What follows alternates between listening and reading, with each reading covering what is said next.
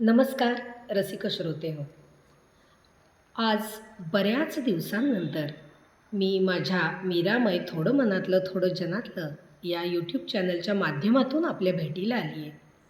पण आज मी माझी कुठली कविता घेऊन आली नाही आहे, तर मी आली आहे एक नाजूक विषय घेऊन.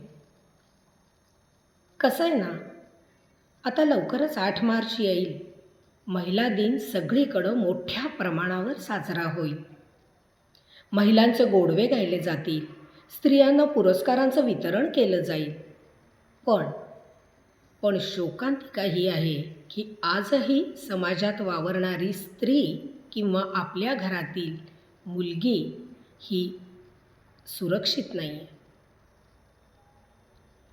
आणि म्हणूनच की काय, मुलींच्या जन्माचं स्वागत आजही तितक्या मनापासून केलं जात नाही. पण हे काही कारण होऊ शकत नाही. समाजामध्ये अनेक धोके आहेत, जगताना आजकाल वाढलेच आहेत मी म्हणेन. पण म्हणून काही माणसांनी जगणं सोडून दिलेलं नाही आहे. त्याच्यामुळं आपली मुलगी जन्माला आली की त्याची भीती न बाळगता किंवा त्याचं टेन्शन न घेता त्या मुलीला शहाणं करणं, तिच्याशी संवाद साधणं, तिला जागरूक करणं हे पालक म्हणून आपलं कर्तव्य ठरतं. आणि हे तुम्ही केलं तर तुमची मुलगी अधिक सक्षम रीतीनं समाजामध्ये जगू शकेल असं मला वाटतं. गुड टच बॅड टच हा एक विषय घेऊन मी गेली अनेक वर्ष आमच्या पंढरपूर इनर क्लबच्या माध्यमातून सगळ्या शाळातून मुलींच्याशी संवाद साधत असते. आणि त्याचा मुलींना उपयोगही भरपूर झालेला आहे. पालकांचे पण रिव्ह्यू याच्यावर चांगले आलेले आहेत. तर माझ्या काही मैत्रिणींची अशी इच्छा होती की मी ह्याच्यावर एक व्हिडिओ तयार करावा, आणि माझ्याही मनाने ते घेतलं. आणि आज महिला दिनाच्या निमित्तानं मी आज आपल्यासमोर हा व्हिडिओ घेऊन येते आहे. माझी सर्व पालकांना मनापासून विनंती आहे की आपण आपल्या मुलींना, आपल्या छोट्या बालिकांना ही व्हिडिओ आवर्जून दाखवावी. आणि त्यांच्यामध्ये जर थोडीशी जागरूकता निर्माण झाली तर मी या व्हिडिओचं यश आहे असं मी समजेन. या विषयाला सुरुवात करतानाच मला कवी कुसुमाग्रजांच्या ओळी आठवतात. साऱ्याच कळ्यांना जन्मसिद्ध हक्क आहे फुलण्याचा, साऱ्याच कळ्यांना जन्मसिद्ध हक्क आहे फुलण्याचा, मातीमधला वतन वारसा आकाशावर कोरण्याचा. जन्म असो माळावरती, जन्म असू दे माळावरती, अथवा शाही उद्यानात, जन्म असू दे माळावरती अथवा शाही उद्यानात, प्रत्येक कळीला हक्क आहे फूल म्हणून जगण्याचा. गुलाब असो कमळ असो, कळी असो दे गटारातील, गुलाब असो कमळ असो, कळी असो गटारातील, तिच्यासाठी तिष्ठत असतो एक किरण सूर्याचा. प्रत्येक कळीत जागत असतो निर्धार फूल होण्याचा, प्रत्येक कळीमध्ये जागत असतो निर्धार फूल होण्याचा, दिमाखानं दिसण्याचा आणि सुगंधानं हसण्याचा. भले मग ती मुलगी गरीब घराण्यातली असू दे, नाहीतर झोपडपट्टीतली असू दे, नाहीतर इतर खेड्यापाड्यातली असू दे, पण प्रत्येक मुलीच्या मनामध्ये एक उर्मी असते. ती फूल म्हणून आपण उमलावं, मोठं व्हावं, आपली स्वप्न पूर्ण करावीत आणि आकाशाला गवसणी घालावी. आणि हे सगळं होण्यासाठी ती सुरक्षित असणं किंवा तिला आपण शहाणं करणं हे गरजेचं आहे असं मला वाटतं. आपण याला गुड टच बॅड टच असं म्हणू शकतो किंवा कळीचं फूल होताना असंही म्हणू शकतो. साधारणतः कसं असतं ना मुलींनो, मी आता पुढचं सगळं माझं जे काही वक्तव्य आहे ते मी आपल्या घरातल्या मुलींशी संवाद साधते असं समजून करते. कसं आहे ना मुलींनो, प्रत्येक मुलीचा जन्म होतो. तुम्हाला माहिती आहे की नाही की एक दिवस कळी येते झाडाला, एकदम काही फूल येत नाही. पहिल्यांदा कळी येते, नंतर हळूहळू तिच्या पाकळ्या उमलत जातात आणि तिचं फुलामध्ये रूपांतर होतं. नंतर झाडाला फळं येतात आणि झाडाची इतिकर्तव्यता होते. तसंच आपलं माणसांचं आहे बरं. तुम्ही छोट्या असताना, अगदी छोट्याशा असताना आईच्या मांडीवर असता. नंतर हळूहळू एका कुशीवर व्हायला लागता, पालथं व्हायला लागता, सरकायचं, रांगणं, उभं राहणं, चालणं, पावलं एक एक टाकणं, हे सगळं होत होत आपल्याला शाळेत घातलं जातं. नंतर आपलं शिक्षण पूर्ण होऊन आपलं किंवा साधारणतः वयाच्या 12-13व्या वर्षापासून मुलींचं म्हणजेच तुमचं एका मुलीचं एका स्त्रीमध्ये म्हणजेच कळीचं फुलामध्ये रूपांतर व्हायला सुरुवात होते. ही सुरुवात कधी होते तर वयाच्या 12-13व्या वर्षी होते आणि मुलीचं परिवर्तन व्हायला सुरुवात होते. मग ह्याच्यासाठी काय होतं तर मुलींनो, तुमच्यामध्ये 2 प्रकारचे बदल होतात. एक शारीरिक बदल होतो आणि दुसरा मानसिक बदल होतो. शारीरिक बदल काय होतात तर या काळामध्ये मुलींचे पिरियड्स सुरू होतात किंवा त्यांना मॅच्युरिटी येते असं म्हणतात, किंवा त्यालाच दुसरं नाव पाळी सुरू होते असंही आहे. म्हणजे काय होतं, पाळी म्हणजे काय गं?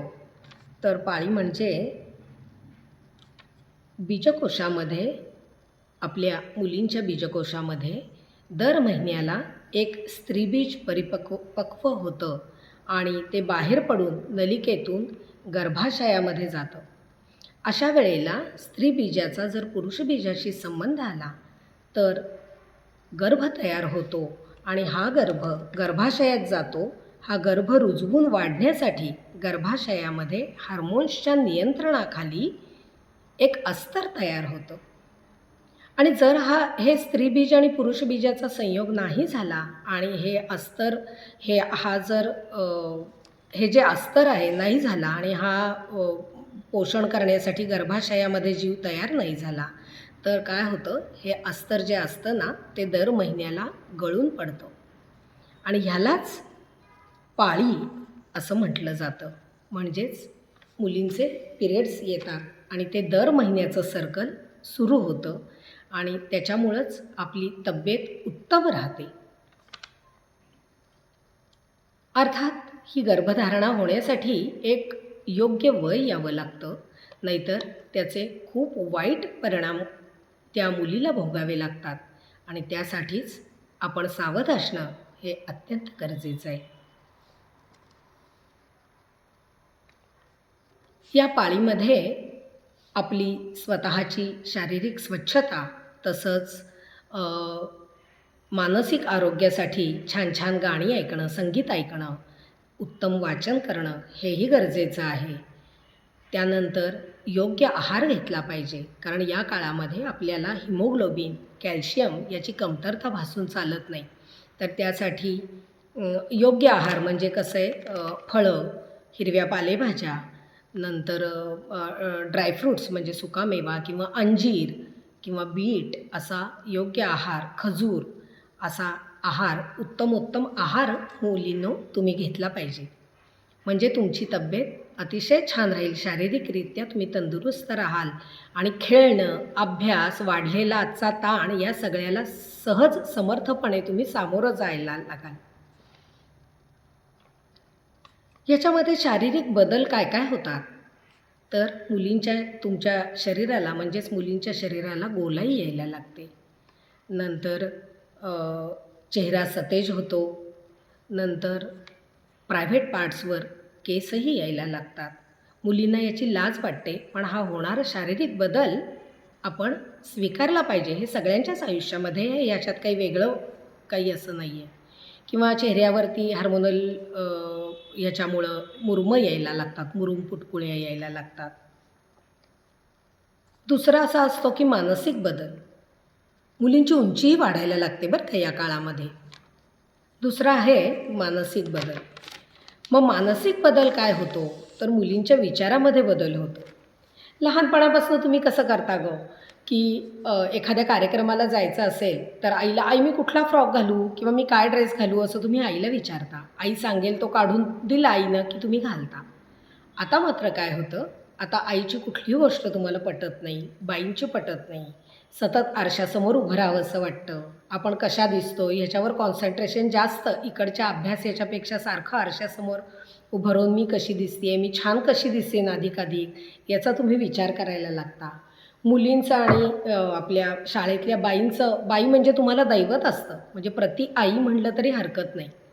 अनेक गोष्टी तुम्ही आईपेक्षा बाईंचा पगडा तुमच्या मनावर जास्त असतो. पण या काळामध्ये तुम्हाला बाईंनी किंवा आईनी सांगितलेली कुठलीच गोष्ट तुम्हाला आवडत नाही. पण एक लक्षात ठेवा, ती तुमच्या हिताची असती आणि म्हणूनच आई आणि बाई तुम्हाला काही बंधनं घालतात, काही तुम्हाला सजेशन देतात, की तुम्ही असं वागा, तसं वागू नका, हे ड्रेस घाला, ते घालू नका. हे सगळे तुमच्या हिताचे असतात आणि म्हणूनच तुम्ही त्यांचं या वयामध्ये ऐकणं हे गरजेचं आहे.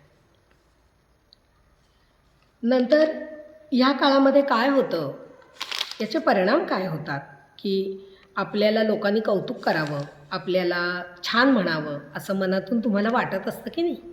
आणि मग असं होता होता कुणीतरी तुम्हाला म्हणतं तू छान होती आहेस, मग त्याची एखादा मुलगा म्हणा किंवा कोणी, त्याची तुम्हाला भूल पडते.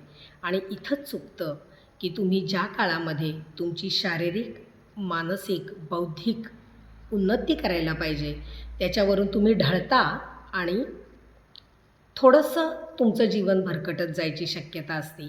म्हणून अशा काळामध्ये या सगळ्या गोष्टींकडं फारसं लक्ष न देता तुम्ही अधिकाधिक वाचन वाढवलं पाहिजे.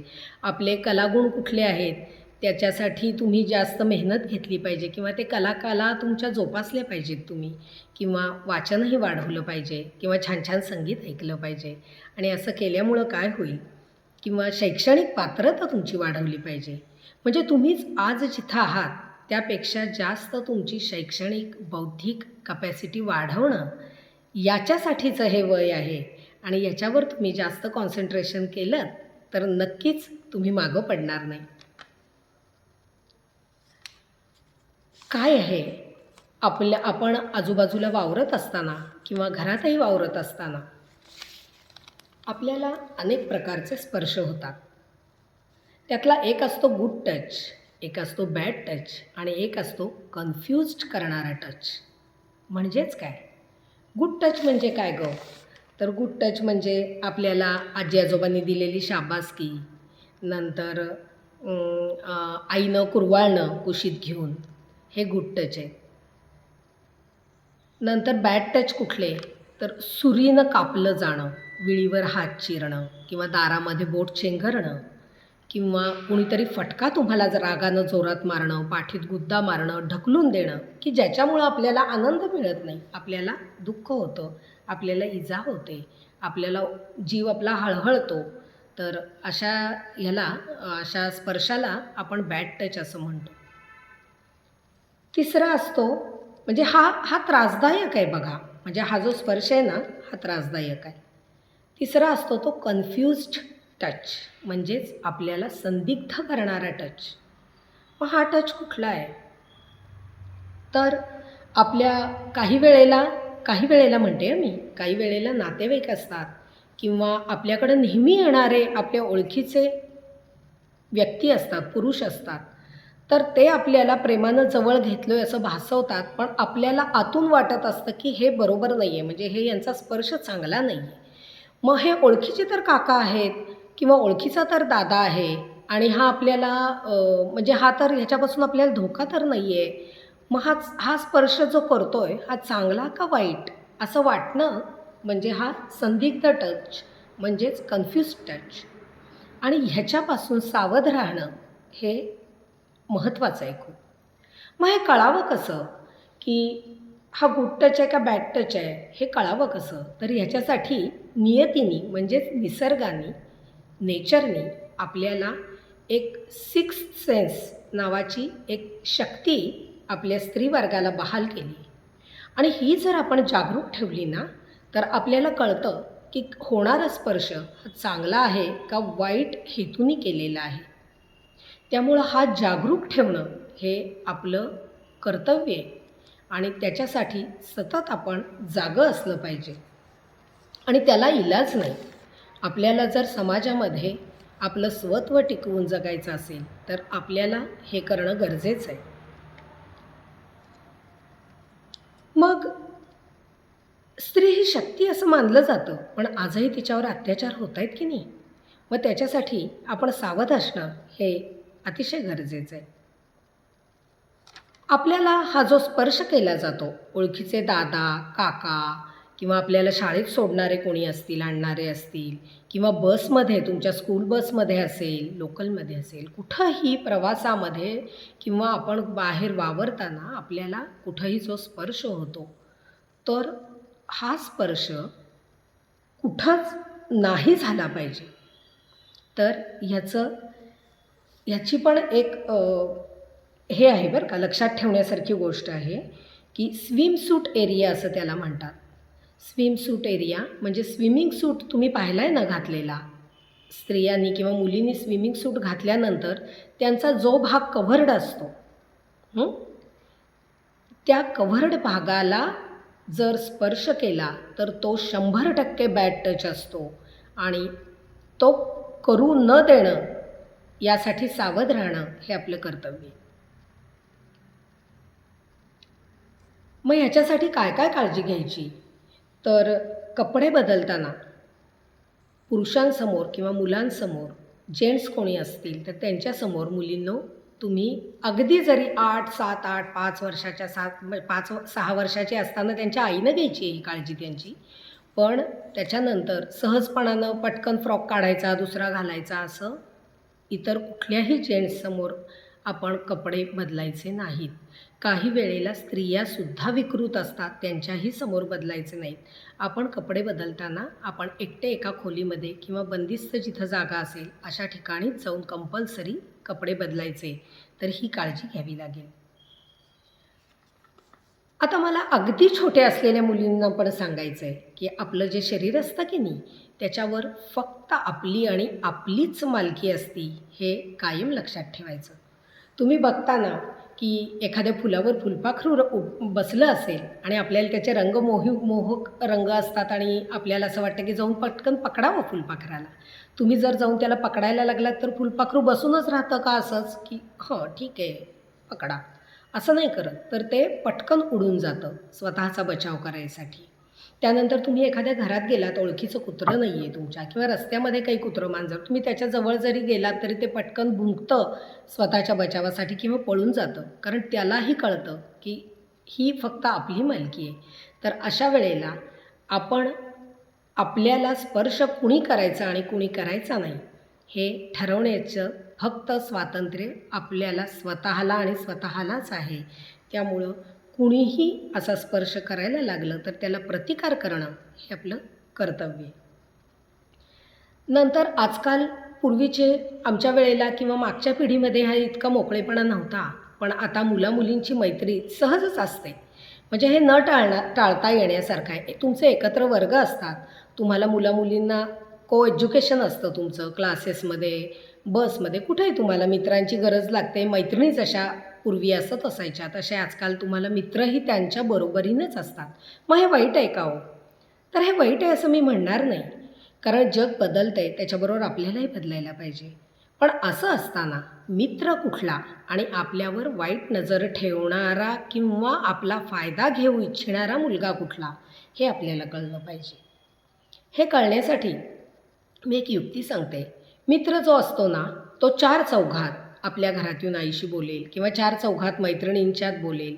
तो प्रायव्हेट किंवा सिक्रेट असं कुठलं करत नाही.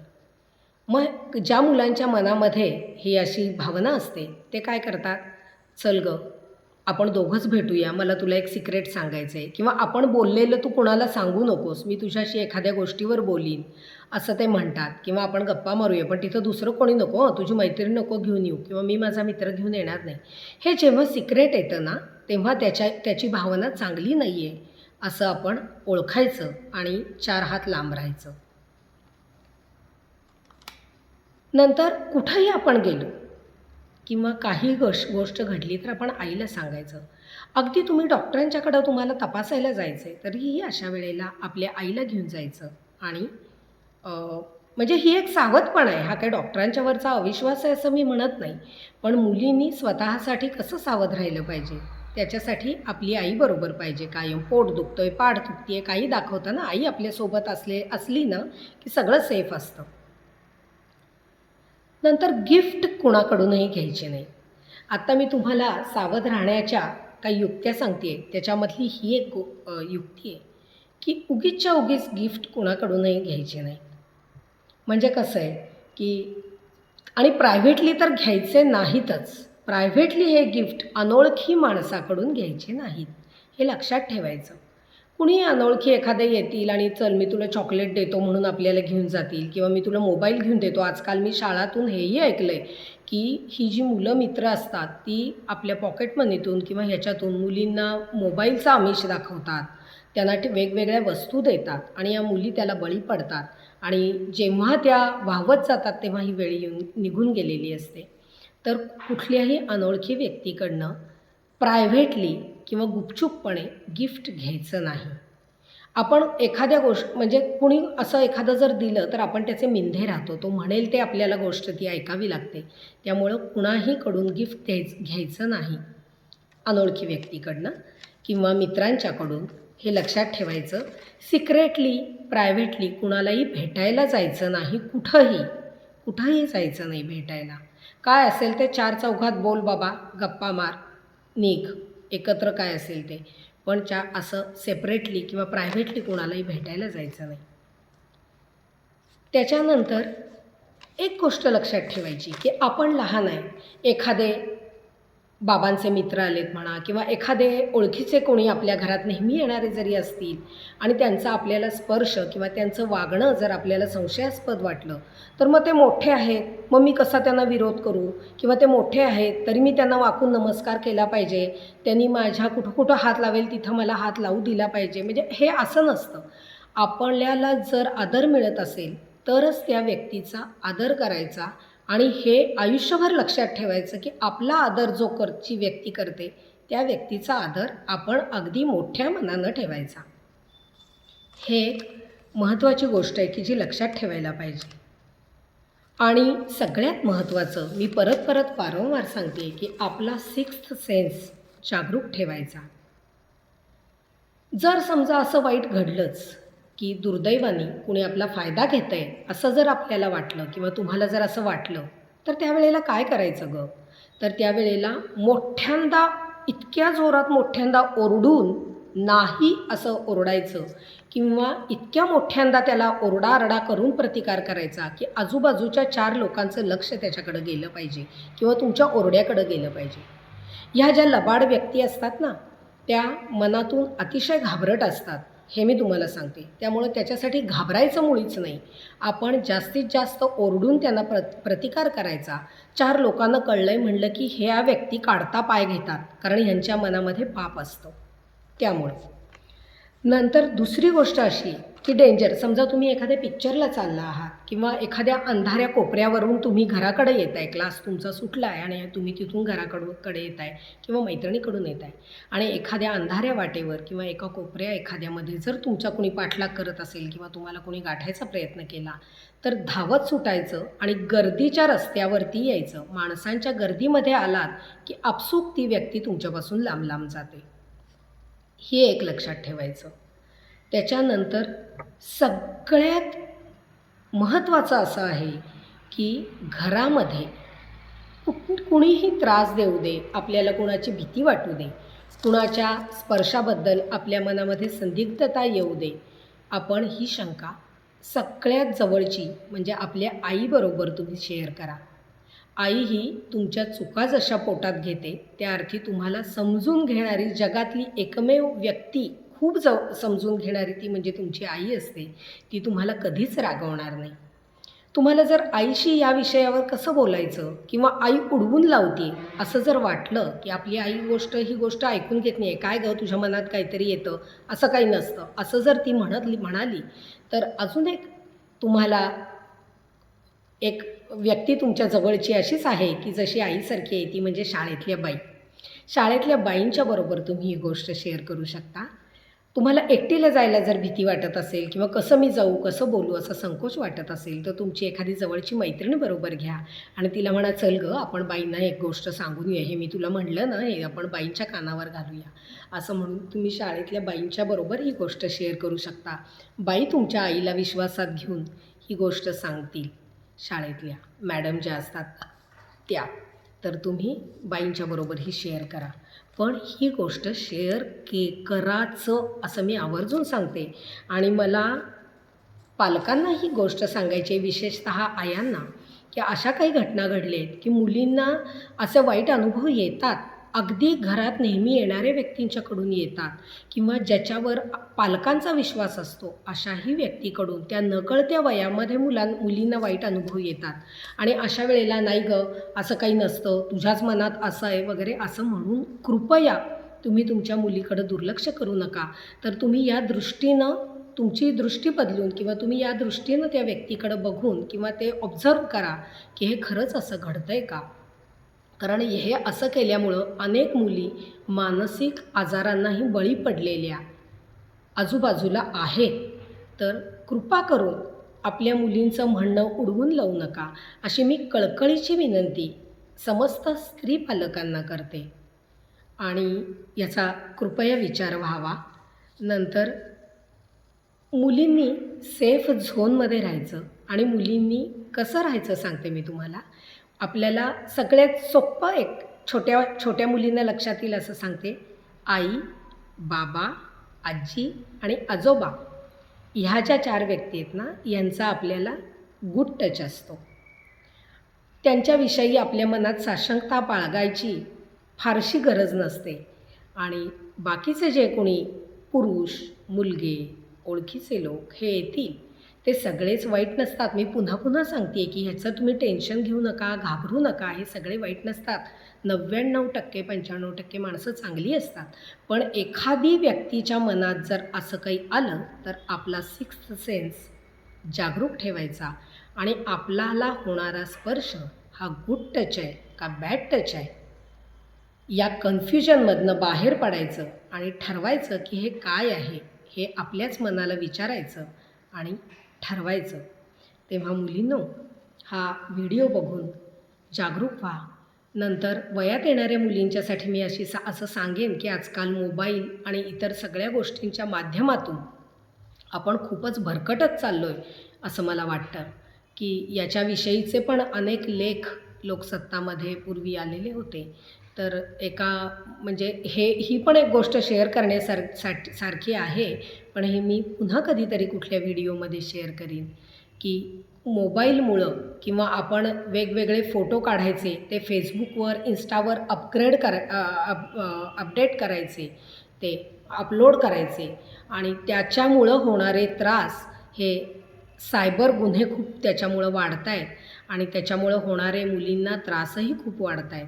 तर त्या दृष्टीनेही सावध राहायचं. उठसूट ट्रिपला गेलं, कुठं गेलं, कुणाच्या तरी मोबाईलमध्ये, मित्रांच्या, इतर कोणा जेंट्सच्या मोबाईलमध्ये आपले फोटो काढून देणं किंवा आपल्या मोबाईलमधले फोटो शेअर करणं, सतत स्टेटसला ठेवणं, सतत फेसबुकला किंवा इन्स्टाला टाकणं, याच्यातून आपण अडचणीत येऊ शकतो. त्या दृष्टीनं पण विचार प्रत्येकीने केला पाहिजे. आई-बाबा किंवा बहीण वाईट आहेत का गं? तर नसतात गं वाईट. कसं आहे माहिती का, तुम्हाला मी एक गोष्ट सांगते की तुम्हाला एखादी मी काचेची सुंदर मूर्ती दिली आणि तुम्हाला मी सांगितलं की ही घे, तुला गिफ्ट आहे माझ्याकडून, तू छान वागतेस म्हणून, असं जर म्हणून मी तुम्हाला ती दिली, तर तुम्ही ती कुठे ठेवाल गं? काचेची तुम्ही अंगणामध्ये ठेवाल का? की त्याच्यावर सहज दगड पडेल किंवा वाऱ्यानं ती पडेल आणि फुटेल, अशी ठेवाल का तुम्ही? नाही ना ठेवणार. तुम्ही कशी ठेवणार ती? छान एखाद्या शोकेसमध्ये, बंदिस्त शोकेसमध्ये ठेवाल की तिच्यावर धूळसुद्धा बसू नये. मग ती धक्का लागून किंवा खडा पडून फुटायची तर गोष्टच लांब, पण तिच्यावर धूळसुद्धा बसणार नाही अशी तुम्ही तुझी सुंदर मूर्ती ठेवाल की नाही काचेच्या पेटीत. मग तुम्ही माझ्या लेखी किंवा आमच्यासारख्या आयांच्या लेखी तुम्ही अतिशय आमच्यासाठी अनमोल आहात, अतिशय नाजूक आहात आणि तुम्ही आम्हाला खूप मनापासून हव्या आहात आणि त्याच्यासाठीच आई किंवा शाळेतल्या बाई तुम्हाला कुठंही तुमच्या शरीरावर ओरखाडा उठू नये, तुमच्या मनाला त्याचा त्रास होऊ नये, यासाठी तुमची काळजी घेण्यासाठी तुम्हाला त्या बोलत असतात.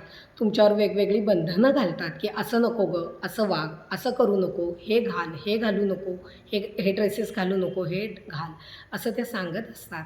आणि ते म्हणून तुम्ही तुमच्या चांगल्यासाठी ती ऐका. म्हणजे ती काचेची जी अनमोल मी तुम्हाला गिफ्ट दिली ती गोष्ट कशी तुम्ही छान ठेवाल ना, तशा तुम्ही पण छान राहाल आणि तुमच्या आयांनाही याचा त्रास होणार नाही, म्हणजे तुमच्या पालकांना होणार नाही, तुम्हाला तर त्याहून होणार नाही. तुम्ही सक्षम व्हाल समाजामध्ये हिंडायला, फिरायला. दुसरी गोष्ट, एखादा मुलगा तुम्हाला जर छान म्हणतोय, तर पटकन त्याच्या प्रेमात पडायचं किंवा त्याचं आपल्यावर प्रेम आहे असं गृहीत धरायचं. याविषयी पण जागरूकतेने विचार करा, की आपलं वय आहे का? कारण आईनं जर तुम्हाला कोथिंबिरीची पेंडी आणायला सांगितली बाजारात, तर तुम्ही कशीही तुम्ही एक ₹5 ₹10 दिलेत आणि त्यांनी तुम्हाला ती ₹10ची पेंडी दिली, कशी तरी मरगळलेली, पिवळी पडलेली अशी, तर तुम्ही घेऊन याल का घरी? तुम्ही ती कुठं छान मिळते, ताजी कुठं आहे, ती बघून घेऊन याल ना. मग साधी कोथिंबिरीची पेंडी आणताना आपण जर इतकी काळजी घेतो, तर आपल्या आयुष्यातला जोडीदार मिळवताना किंवा आपल्या आयुष्यातला जोडीदार निवडताना आपण किती काळजी घेतली पाहिजे.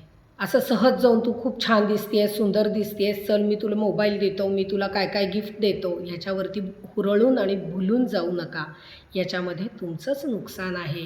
तुम्हाला खूप प्रगती करायची आहे. आज स्त्रियांनी अनेक म्हणजे जवळपास मी म्हणते सगळीच क्षेत्र पादाक्रांत केली आहेत. अगदी लष्करापासून स्त्री आहे, ती उपग्रह किंवा काय इस्रोमध्ये अनेक स्त्रिया आहेत.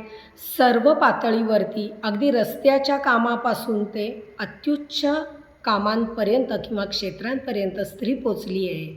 आणि तुम्हाला जर अशी तुम्हाला आकाशाला गवसणी घालायची असेल किंवा तुम्हाला तुमची प्रगती करायची आहे, तर तुम्हाला स्वतःला सेफ ठेवणं, सुरक्षित ठेवणं आणि आपल्याला सुरक्षित ठेवून आपली उन्नती बौद्धिक, आर्थिक, शारीरिक, मानसिक सगळीच उन्नती साधणं हे तुम्हाला गरजेचं आहे. आणि तुम्ही याच्यावर जर विचार केलात तर ते नक्कीच तुम्हाला शक्य होईल. माझ्या या महिला दिनाच्या निमित्तानं माझ्या सगळ्या लाडक्या मुलींना भरभरून शुभेच्छा. नमस्कार. धन्यवाद.